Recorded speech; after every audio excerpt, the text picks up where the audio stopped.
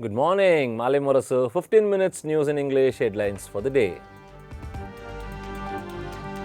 13 major bills set for discussion as winter session of Parliament commences today. DMK to raise SIR and moisture paddy procurement issue. Election Commission extends SIR schedule by 1 week. Final roll now on February 14. Cyclone Ditwa weakens into deep depression, says Met Office. Rains batter Delta districts. 11 die as government buses collided on in Shivganga.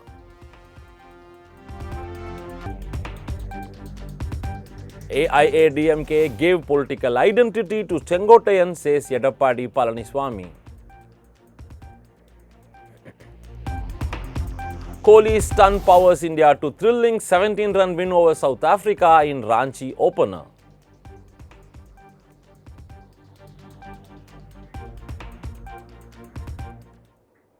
News in detail. 13 major bills set for discussion as winter session of Parliament commences today. DMK to raise SIR and moisture paddy procurement issue. The winter session of Parliament will begin today. A total of 13 bills are listed in the legislative business which are likely to be taken up for passage during the session. The bill includes the National Highways Amendment Bill, the Atomic Energy, the Corporate Laws Amendment Bill, the Insurance Law Bill and the Higher Education Commission of India Bill 2025.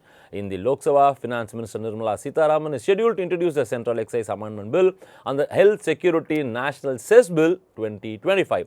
Besides discussion and voting on the first batch of supplementary demands for grants for the year 2025-26 will also be taken up during the session. Earlier, the government has convened an all-party meeting in New Delhi to ensure smooth functioning of both the houses of the parliament.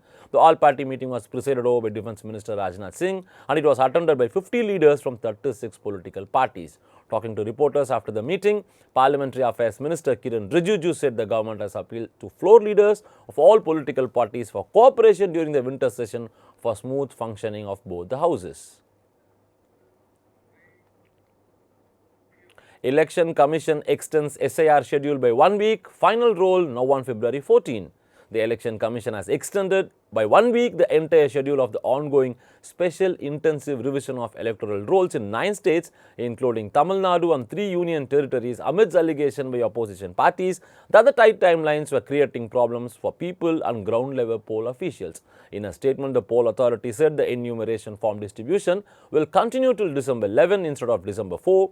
The draft electoral rolls will now be published on December 16 in place of December 9, while the final voters list will be out on February 14, 2026 in place of February 7. Officials said the Commission took the decision to extend the timeline for all phases of the SIR based on the internal discussions with chief electoral officers of all the states and union territories where the exercise is underway.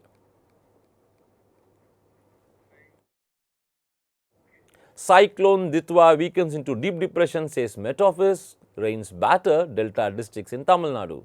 The storm, Cyclone Ditwa, which had formed over southwest Bay of Bengal and was heading towards the coast of Tamil Nadu and Puducherry, has now weakened into deep depression, authorities said. Despite the loss of strength, strong winds and rough seas continue to batter coastal areas. The system remains under close watch via Doppler weather radars located at Karaikal and Chennai.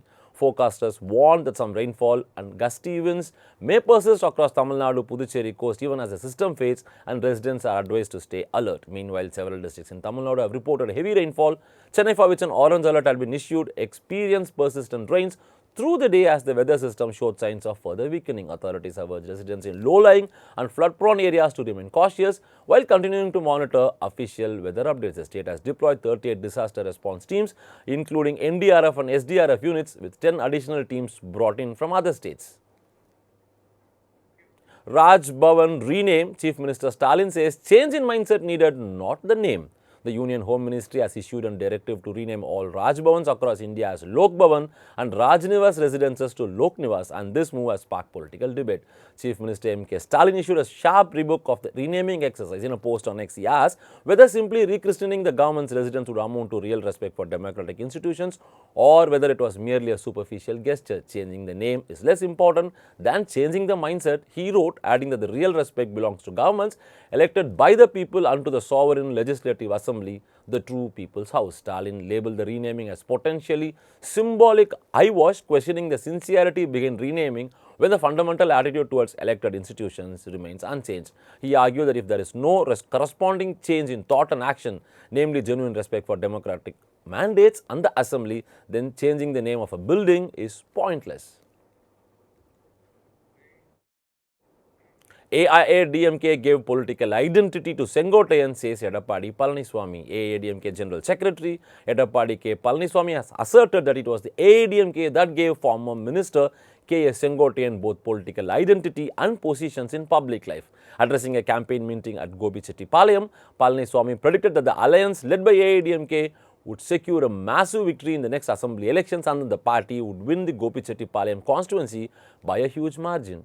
Listing past achievements, Palaniswamy said the long-pending Attikadavu Avinashi project, which had been demanded for 50 years, was completed by the AIDA government using only state funds. Palaniswamy recalled that an MLA from the constituency, elected with people's vote, later resigned without consulting them and has now joined another party. He said those who betrayed the AIADMK would be judged by God and questioned how that an MLA could boycott an event for the Attikadavu Avinashi project, citing the absence of MGR and Jayalalitha's portraits, could later join a rival party under a different leader's image. Kohli ton powers India to thrilling 17-run win over South Africa in Ranchi opener. A masterful century from Virat Kohli spearheaded India's 10th 17-run victory against South Africa in the first one-day international at JSCA International Stadium Complex in Ranchi. After being put into bat, India posted a formidable total of 349 for 8 thanks to classic performance from Virat Kohli. The star batter scored a superb 135 of 120 balls, sharing a vital 136-run partnership with opener Rohit Sharma.